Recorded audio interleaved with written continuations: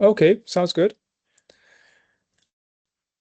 So welcome everybody. We will now take off, at least in the virtual space, not in physical space. We are going to have Mats Stensrud give us a talk. But prior to introducing our speaker for today, I just like to mention that there's a new research call out sponsored by CHAI, by the Hub, which details of which you can find in the chat. So these are funding opportunities for anyone collaborating with industry partners on topics that are relevant to clinicians and policy and regulatory experts, as long as they align with CHAI's overarching mission, which is about causality and healthcare in AI. So feel free to look at the chat for more details on this. Now, it's my great honor to introduce today's speaker for our seminar, who's Mats Stensrud. He is currently an associate professor at the École Polytechnique Fédérale de Lausanne, where he's also a chair of biostatistics and serves as the director of the doctoral program mathematics. He has extensive experience in the field of causal inference, in particular when applied to clinical applications and epidemiology. And prior to his position in Lausanne, he's had the fortune of working with Miguel Hernán and Jamie Robbins at Harvard, and spent some time at Oslo before that as well. In addition to that, he's also a trained medical doctor, which seems quite relevant for the topic at hand. Mats is okay with people asking clarificatory questions during the talk, but there will also be ample opportunity after the talk to ask some more in-depth questions if you'd so like to do so. So without further ado, Mats, the floor is yours. Thank you very much, Sander. I'm very happy to speak to this audience that care about healthcare and data in this exciting time. What I will present to you today is work that is ongoing and partly based on a manuscript that I hope will soon be published. And this is all done together with Oliver Duke and Aaron Hudson, who are part of all of this, and also Ricardo Brioski, a master's student of mine who contributed to the first paper.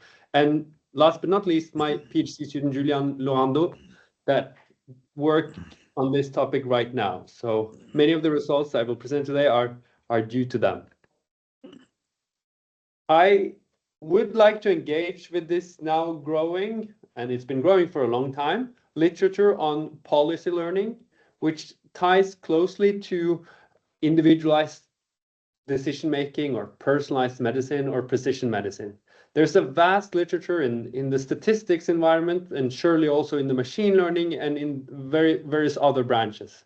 These 4 examples I present here are just to show that there are now written several books about how to use and develop statistical methods for these type of problems. There's even been a special issue in JASA, a top statistical journal, which is specifically on the issue on precision medicine and individualized policy discovery. On the other hand, I have a feeling that these methods are not taken on so much in practice, at least not in high-stake applied papers in the top medical journals, nor are they routinely used in large-scale clinical trials.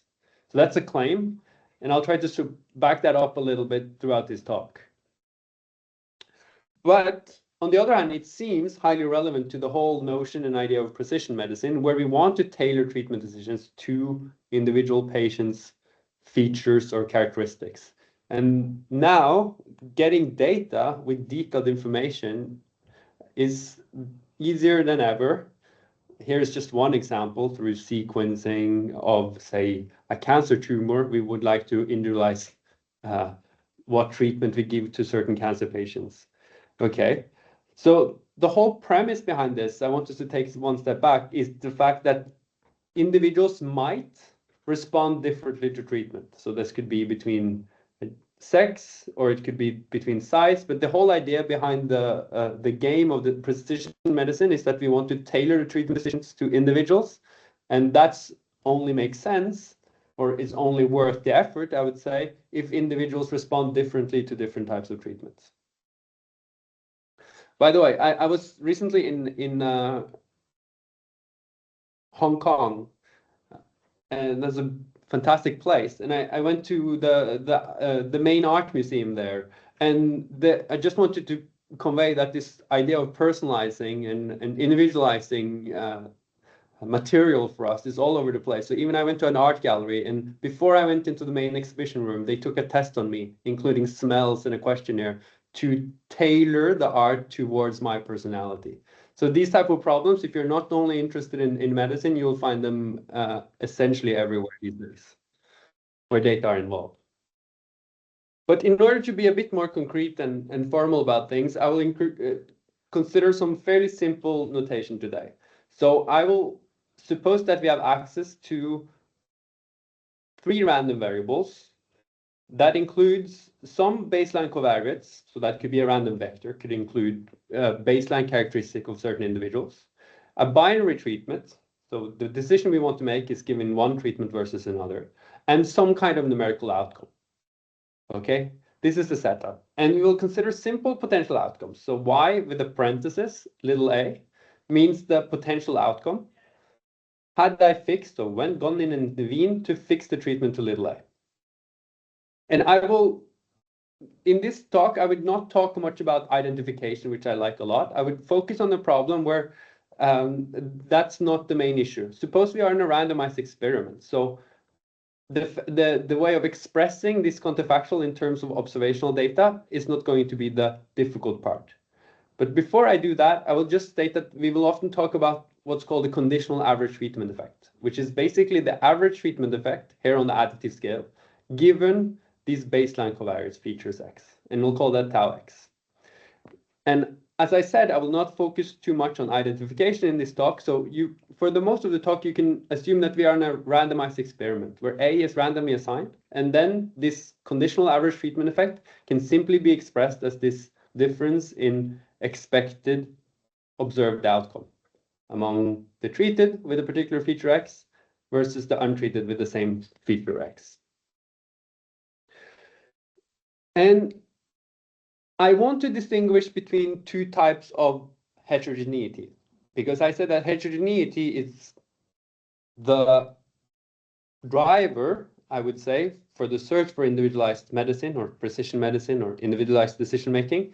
And we will say that there exists heterogeneity quantitatively here in blue if there simply exists covariates X such that for these covariates, the conditional average treatment effect is different from the average treatment effect in the full population.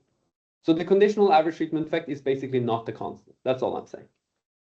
And we have a stronger notion of heterogeneity, which is that there exists x's, in this case x plus, such that the conditional average treatment effect is positive. You can think about that as benefiting from treatment.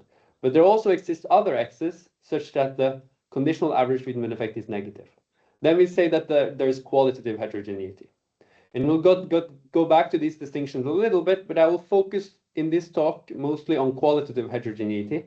And your intuition for that should be that this is particularly important for decision making, figuring out those individuals that benefit, say the X pluses, versus individuals that might be harmed, more than just showing that people might benefit or harm at different degrees. So we can depict this visually. So if there is no heterogeneity in the treatment effect, then this conditional average treatment effect curve, this would be tau x, is just a straight line. Okay, straight flat line. However, if there's quantitative heterogeneity, then the case is some kind of not straight curve. It could actually be a straight curve as well, but it's not a flat curve. But in this case, we see that this curve is never going below 0. For qualitative heterogeneity, we have mass under the curve, both here below 0 and also above 0, which means that here in the red zone, we have covariates for which the conditional average treatment effect is negative, and in the yellow zone, we have covariates for which the treatment effect is positive. And of course, if there's qualitative effect heterogeneity, that implies quantitative heterogeneity, because the curve is clearly not flat, but not the other way around. That's why the orange one is a stronger notion, and arguably important for decision making. So now let's go into a slightly more statistical problem. So estimating a curve, even when x is one-dimensional, and in many settings it will be higher dimensional because these days we have access to a lot of covariates, is not an easy endeavor. And even if, so now first I'm going to simplify it even more and say that suppose we did estimate this K-curve consistently, then the confidence intervals would usually be wide. So if you're a frequentist and compute classical confidence intervals here, in this case, this is an illustration showing that it might even be consistently estimated, but the confidence intervals are wide. They might cover 0 for all or almost all values of x. And this is even further complicated by the fact that I said that it's very hard to get uniformly valid inference on an object like a curve like x. So this is a widely studied statistical problem. Today, I will try to reason around this problem in the context of causal inference and individualized decision-making. Because this seems to be a problem to us if we want to individualize decision-making. Because even if I give you a large randomized experiment with access to a lot of covariate, the hope that I can consistently estimate this K-curve, at least consistently estimate it without making strong assumptions, seems hard to fulfill.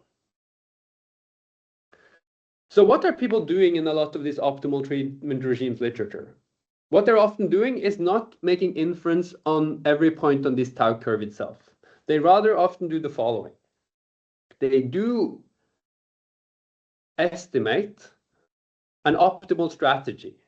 And an optimal treatment strategy, say here, this function g from x to some number between 0 and 1, where we can think about them now for simplicity of being deterministic. So here, we can estimate an optimal strategy could be if our estimate of the conditional average treatment effect is positive, then we treat. If it's negative or 0, then we decide not to treat. But the feature or the important observation is that often the inference is not directly done on this object here itself, which is conditional on x or a function of x, nor on tau itself, tau of x here. The inference is often done on an average over outcomes in the full population had we implemented this regime G. Or had we implemented here either the true regime G or with a hat, the estimated regime G. So effectively, we are doing inference on the whole population. What would happen to the whole population had we implemented such a regime or an estimate of such a regime?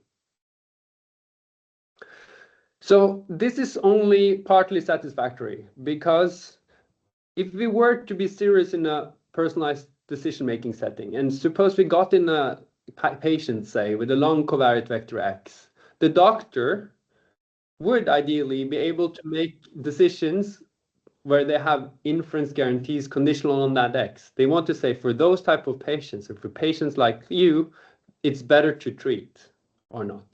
But that would require inference on this conditional average treatment effect curve.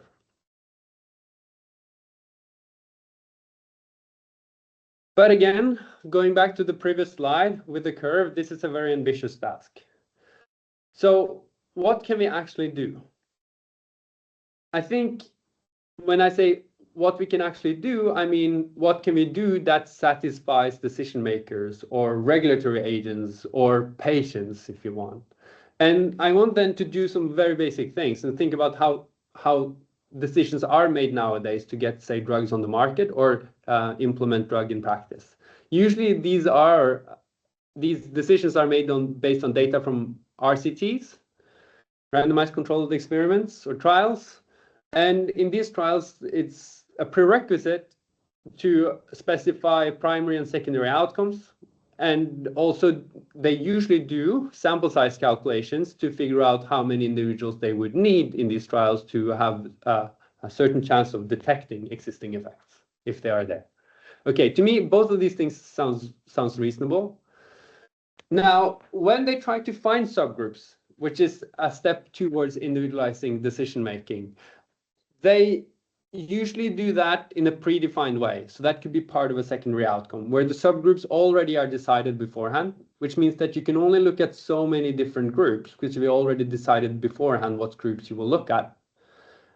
That seems to be the thing that does not exactly agree with this modern data-driven search of groups and the whole hype of precision medicine, that we should be able to figure things out directly based on the data rather than predefining it. So the question, is this too rigid? On the other hand, estimating the full curve without making any such specification of subgroups seems also like a daunting statistical problem. And a fourth point is that when they do divide their analysis into primary and secondary endpoint and do various analysis for different estimates, at some point, to protect their frequentist guarantees, they would need to do some adjustments, say, for multiple testing. And the question is, are these adjustments done in a good or optimal way? So my aim today is to adhere a bit to the trials literature and agree in some sense and try to adapt to the first 2 points, but see if we can somewhat relax the 2 second points without sacrificing all power, without sacrificing all hope of getting estimates that are where we can actually say something more precise about treatment effects. And the proposal is to be less ambitious. Less ambitious than estimating the full blue curve, but more ambitious than only estimating a mean treatment effect. So to get the overall idea, it is that instead of pre-specifying groups where I would look at subgroup effects, or instead of just giving a marginal estimate, that's on one extreme. And on the other extreme, try to estimate the effect for every possible value of the covariate X. The simple idea is to try to, based on how much data you will have or will be capable of collecting, will define beforehand how many different groups we will try to detect that have different effects. But I'm not going to tell you what these subgroups are, what the features of individuals in these subgroups are. So in this case, instead of trying to estimate the blue line everywhere and get wide confidence intervals, suppose my aim was just to find 3 different subgroups that are spread out in the most possible ways to have different treatment effects. And in this case, we see that 3 groups is not perfect. For example, here's a group that's collected together within this negative group where there is a positive effect. But the aim is now less ambitious in the sense that instead of searching for a conditional treatment effect over the whole, the conditional on any value of X, we coarsen X based on how much data and information we have. That's the intuitive justification. And now I will try to justify that slightly more explicitly. And I should say, and I'm not going to do this just in a data-driven way without any statistical guarantees. I also want to create a formal test saying that there exist such groups, defined here by the green different lines, and be able to say that this exists with guarantees means doing hypothesis testing. So reject the null that all of these 3 groups have the same effect in this case. Later on, I might even go further and ask for what is the average effect in each of these subgroups. And in order to get there, we'll be slightly more statistical. So I'll define 2 quantities, Q plus and Q minus. Q plus looks like some mystical integral, but it really isn't. This is really just the integral over this conditional average treatment effect function, but I only consider the point where this conditional average treatment effect function is positive. So it's basically an integral over the positive values of the conditional average treatment effect. On the other hand, we have Q minus is the integral over the negative values of the conditional average treatment effect. And I'm only doing this to be able to restate this null hypothesis of no qualitative heterogeneity. In this case, this null hypothesis could be expressed that there being either only mass, so only mass on the positive side of 0, so essentially everyone has a positive treatment effect, or everyone has a negative treatment effect. Now the statistical task is to reject or make a test that might reject this null hypothesis. And a crucial setup here is that estimating this K-curve, I've already said that's very difficult.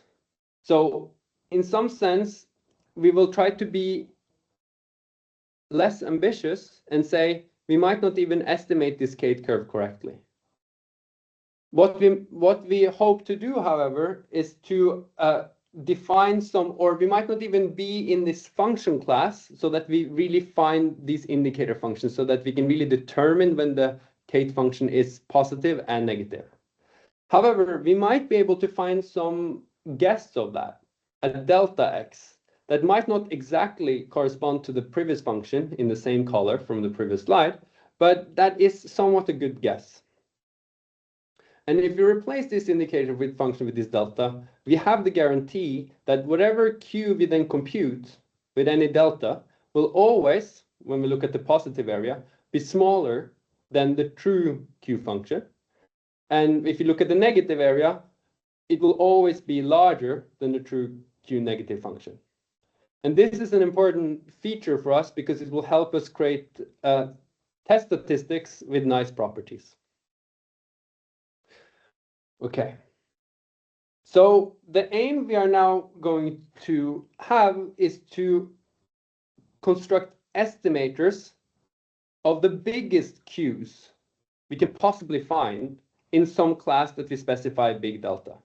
Because we know if we do this type of optimistic search for the biggest Q, in this case for the positive values, we know that for any Q, it is smaller than the true Q. So whatever bigger one we find would still be a smaller than the true Q. We'll never go over the target. That's why we can do this type of search. In the whole class of regime, we find the one that looks best.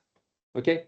Usually we would think that this would lead to some type of bias, but because of this relation, this is an okay exercise to do.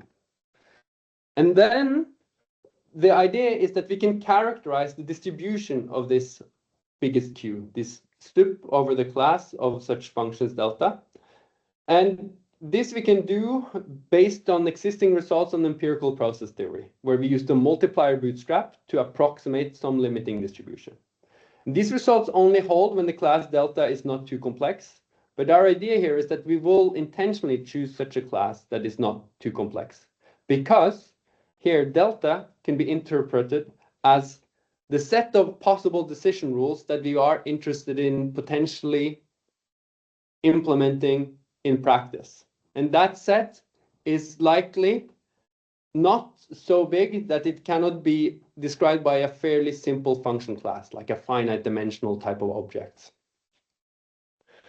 Okay, so this is a high-level description of why this type of testing procedure works.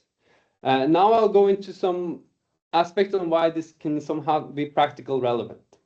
So if you take one step back, the idea of creating such a test is to figure out or reject this null hypothesis that the effects are constant whenever there are heterogeneity in effects that I would argue is practically meaningful.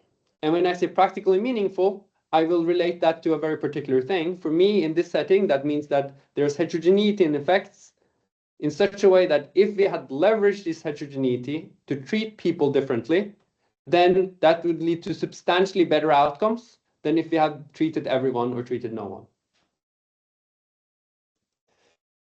And this is precisely the power we get with our procedure. So our procedure is designed to have power in the settings where there is a delta. So there is this kind of decision rule in our class, big delta, where had we followed that as a decision rule, we would perform substantially better than the best thing of treating no one, y0, or treating everyone, y1. So the idea is that we reject the null hypothesis whenever we outperform the basic strategies of treating everyone versus no one. And we have targeted the test in this particular way to have power against alternatives that matter for treatment policies. Now, there are things to say about our setup here, because our power is also a function of how we choose this delta class. I said that this delta class doesn't need to correspond exactly to when the K-curve cross the zero lines. However, if we choose that class to be so small that it doesn't even approximate well when the curve crosses the zero line, then we will lose power. On the other hand, if we make this class too large, then we will also lose power because then the variance over test statistic will increase. So the message to the applied researcher is that when you want to do these type of tests, you pay a price for saying beforehand, I have no idea about the structure in the data. So I will consider a function class that is extremely big, or that you're overconfident in a very small model. But I repeat again, this is only, I should say that with certain qualifications, but for now I'm talking for this in terms of power. We will have weaker guarantees for, or instance that we don't require this strong specification of the deltas to have consistent tests under the null, meaning that they protect the type 1 error rate. Okay, so I would also make one other comment about our testing strategy. Because when we reject the test, we reject the test based on one such G, based on one such potential treatment rule that seemed to be the best one we found in our class. And this treatment rule is connected to certain results that already exist in the policy learning, for example, in economics, where it's known that if we look at the regret based on this chosen treatment rule, here labeled as delta prime, being the best treatment rule in the class versus the delta we find, we know that the one we find minimizes this type of utilitarian regret. So in that sense, the rule we find to create this test statistic, which has this feature that it rejects when there exists a policy that outperforms what we call static regimes, never treat or always treat. This, if we invert this test statistic, we get an estimate of a rule that satisfies certain minimax regret properties. In fact, this is highly related. Our results are highly related to the existing literature, including this work by Susan Atty and Stefan Wager in Econometrica, where they look at policy learning, although and we can essentially build on and use a lot of their results, including their way of fitting regression trees, causal regression trees, but our way of choosing the model class is slightly different. And we also give these statistical guarantees which are beyond the regret bounds that I mentioned in this slide. Should also say that there's a large existing literature in this topic, in particular in econometrics, and I've given some more references below. And this is not exclusive. This is a large topic that's been studied in various branches of statistics and related disciplines for decades. So let me go back to practice, in particular medical problems. How would we go about to implement this type of procedure? So I want to go back to this basic naive slide about power calculations in randomized controlled experiments or trials. We can do a similar endeavor here when we implement our type of tests. The idea is simply to define the outcome and the covariate vector in the way we have done before. And then we can do a power calculation to decide on how involved or large this class of particular decision rules is. And in this case, we can be very concrete and we can say, all I aim for, I have a data set with, say, 2,000 individuals. It will be impossible for me to estimate with guarantees under a plausible model the conditional average treatment effect given a covariate, say, in even one dimension or two. But my aim is to divide this population into at a maximum k groups, say 5 groups, and I want to know how much power do I have to detect there being differences between this group, which I, for example, let there be a minimum of p percentage of people in each group, say need at least 5% of the full population in each group. Based on that, I can do a vanilla power calculation in the same way they do power calculation to see how much power they have against a certain alternative for the average treatment effect. So the aim here is to choose the model class based on how much data we have and not be overambitious. And after we have done that, we can simply compute the test statistic that I suggested earlier, because we have a delta class fixed. And then by inverting this test statistic, meaning looking at the specific regime induced by the test statistic, that will give us some type of decision tree with certain regret guarantees derived from the existing literature. So how would this go about in practice?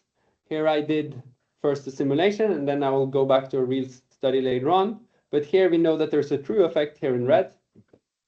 And suppose we estimated that consistently with some type of flexible method, such as here targeted maximum likelihood, using just the default package in R.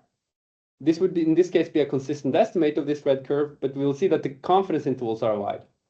Okay, so if you were to make decisions based on the confidence intervals, or if the decision maker were interested in that, they would not be able to say, at least here at the 95% confidence level, that the effects are different from 0 at any point on the curve. However, had we done our approach, in this case we said we're only interested in looking at 2 different groups, we would be able to reject the null hypothesis that this red curve is flat, and we do so with a low p-value. So our procedure would then say there exists 2 groups, at least, where the effects are different on average, and we can say so with a p-value, or our confidence statement is with a p-value smaller than 0.01. Then we can invert this test statistics, which is basically saying this test statistic, which says divides the population into the blue and the green group, induces this decision tree where we would say those with X values smaller than 0.29 should not get treatment. Those with higher values should get treatment. Okay, let's do exactly the same thing to a real trial. The trial was published in Nature almost 10 years ago. It received a lot of attention. The reason why is that the results were quite surprising. This was a trial where to prevent sepsis in almost newborns, in infants in rural India, they gave randomly assigned families to receive this probiotic treatment versus nothing. And they showed that this probiotic treatment considerably, with a relative risk that was much, much smaller than anticipated, and also in similar studies, the risk of sepsis in these infants. More precisely, the study included around 4,500 infants that were monitored for 60 days. And they showed a substantial improvement, but that was marginally. In addition, they had included several covariates, including the mother's age, how many kids the mothers had, the birth weight of the kid, and so forth. And based on this data, we decided to ask the question, do there exist heterogeneity in the effect? In this case, we said, are there individuals for which the effect is smaller than 0.01 versus higher than 0.01? With the idea that smaller effect than that might not be worth the effort of treating them. But if the effect is bigger, then we might go about and give this type of treatment. The result we get is that yes, there is a significant effect, and we can invert that, and the decision tree we find is something like this, where if you can start treatment, if the treatment, depending on the time to treatment, you should decide time you can start a treatment, you should decide to do it or not. And also depending on the mother's age, there are different categories for which they're better or not clearly beneficial to give this type of treatment. And we can even give exact, or not exact, we can give point estimates of these effects. And in this case, I should say that this point estimates was done in a different split of the data.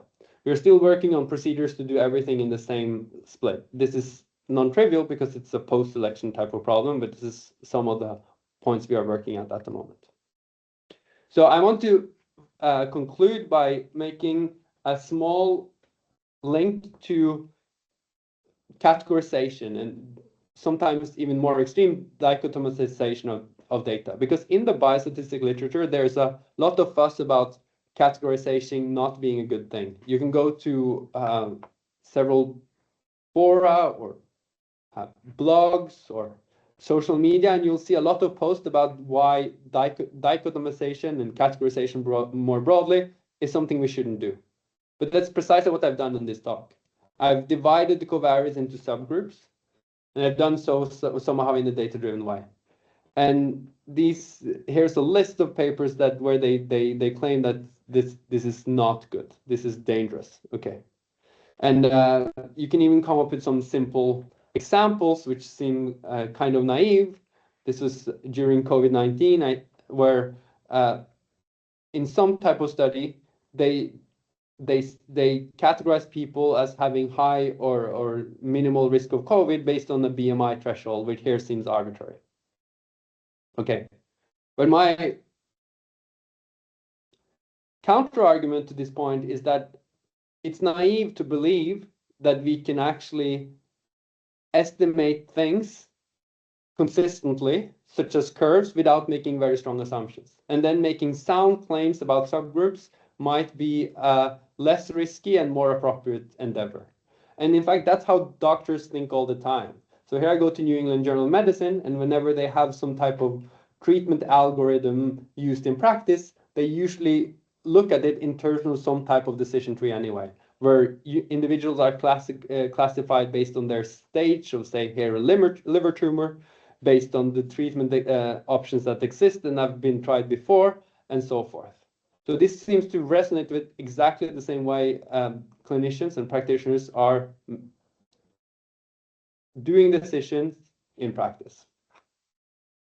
So I should say that I haven't made an extensive review of existing literature, and there exists a lot. In particular, there are a massive literature on non-parametric tests of quantitative homogeneity. Here I mentioned some from the econometrics and statistics literature, and also tests specifically to find out if there are subgroups with a negative effect or non-positive effect. There is also a big literature on inference on subgroups, or at least giving regret guarantees on subgroups, some also on rigorous inference. These are all relevant to ours, but they're slightly different. I'm happy to talk more about that if there's questions. The point we try to make in this work is basically to have a broad and general strategy to assess different types of heterogeneity. I focus on the qualitative one, but small modifications of our results also work for qualitative heterogeneity. And one important point here is that we aim to have this type 1 error control and non-trivial power in directions of practical interest under a large collection of possible data generating mechanisms. In particular, in randomized controlled experiments, where you know that the treatment is randomly assigned, we get this type of type 1 error control almost for free, regardless of the use of fancy machine learning methods to compute our test statistics. And I should also say that the theory that we outline, in particular in this archive paper, does make some connections between existing work on qualitative and quantitative tests, and also on parametric and non-parametric tests. And again, I would like to thank, in particular, Oliver, Aaron, Ricardo, and Julian for their nice work on this topic.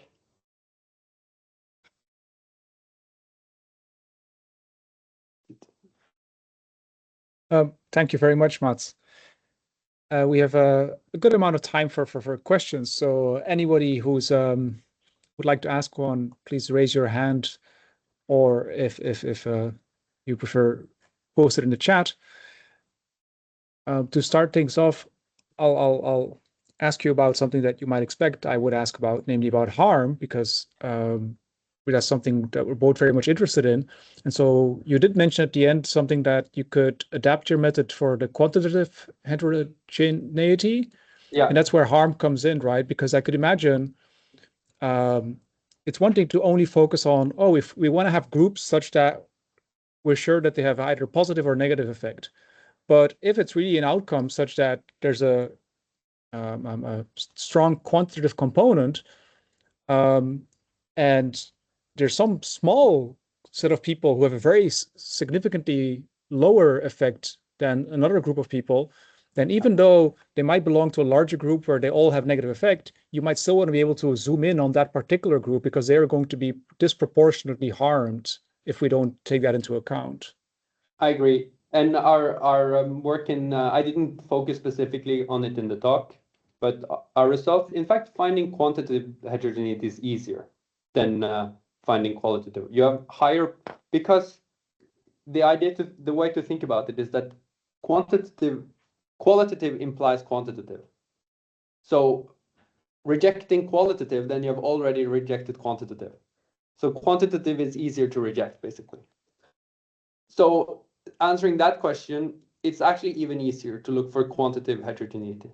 And you can pre-specify also the thresholds you want to look at. So if for you being very negatively affected is having an effect that's smaller than 50, then we can target that, or you can let it be data-driven. I want to really spread out people as much as I can. When my budget is, I can only spread them out to 3 different groups or K different groups.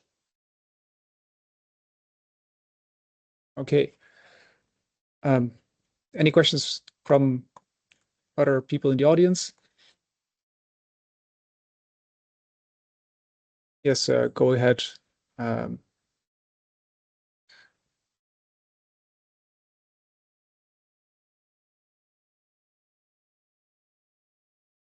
think Sifa Prasad, if I'm pronouncing correctly, you had a question?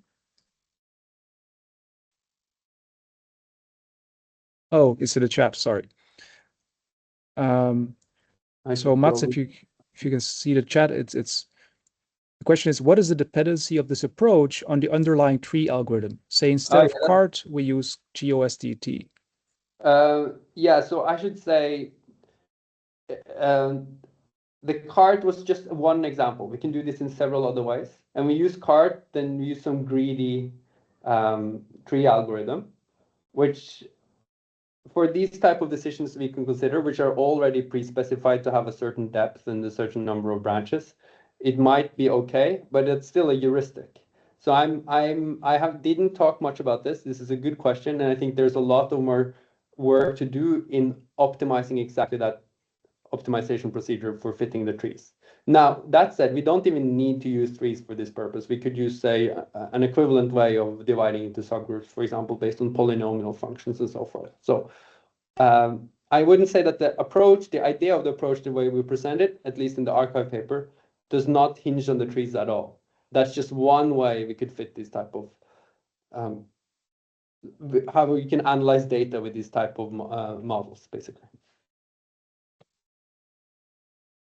And the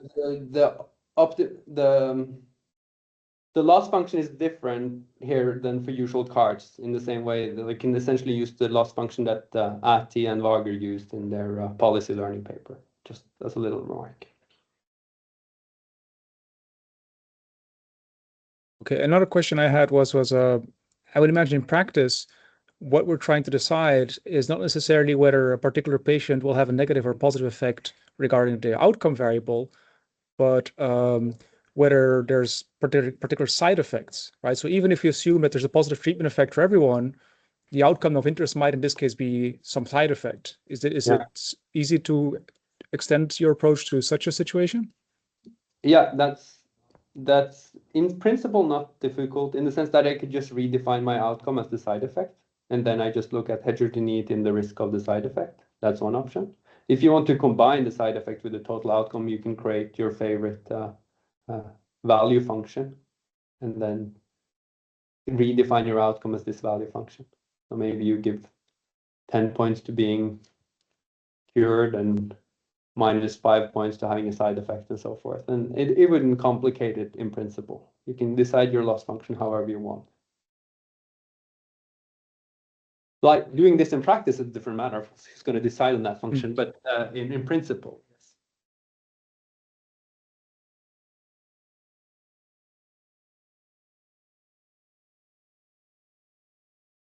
Okay, if anyone else has a further question to ask? Matthew, go ahead. Hey, great talk. Thank you, Matt. How easily does this generalize to more than 2 treatments? So we have done it for 2 treatments. Generalizing to more than 2 treatments, in principle, shouldn't be that hard to write out the methodology, but the test statistic and the theory we have made is for 2 treatments. So one hacky fix is just to do 3 pairwise comparisons, and that should say you have 3 treatments, you do pairwise comparisons, and that would work through, but I don't think that's the best strategy. But in principle, since all our tests are basically just functions of certain means, it shouldn't be that hard, but we haven't written it out. But maybe now you trigger us to do that, so maybe that's a good idea. Thank you.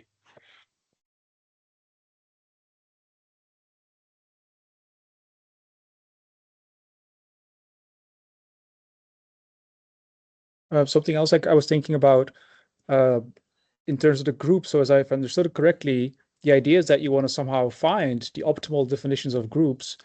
Might you be able to combine that with at least some prior constraints on groups, in particular when it comes to issues regarding fairness, right? What if you really want to make sure that particular groups of interest, that there's not any difference in terms of decision rules for them or something like issues like that? Yeah, I would say that that's a special case of what we could do. We could even predefine a class of groups. So the way I understand it is that you at least want to ensure that certain groups, because we are not that we create the composition of the groups in certain ways, and maybe also ensure that we can evaluate the difference between certain type of groups. So if this is already pre-specified, then everything is fine, because that constrains the search over groups. Maybe we'll always look at these type of different groups, or we'll always combine them together. So it's generic in the sense that if you have any knowledge before you start to study about certain restrictions the groups might have, we can adapt to those. In fact, the more we adapt, the smaller is like the class of groups we look over. And the intuition is that the smaller group of class we look over, the more power we have actually to detect things. If there are differences between these groups, of course. But it's slightly more nuanced, because if we restrict our search so much that we just look at 1 or 2 groups, right? Then if actually it's only in subgroups of these there are effects, we won't detect them. So we only have power with respect to the best thing we could do with those groups. That makes sense. Right.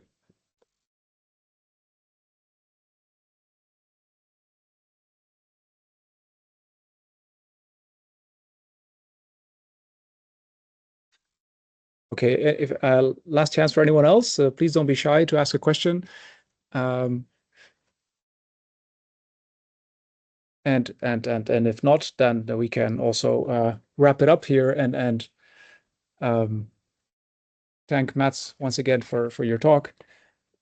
Yeah, I found it very fascinating, and well, I'll be sure to see you again soon. But others, of course, are also free to get in touch. I imagine to talk more about this.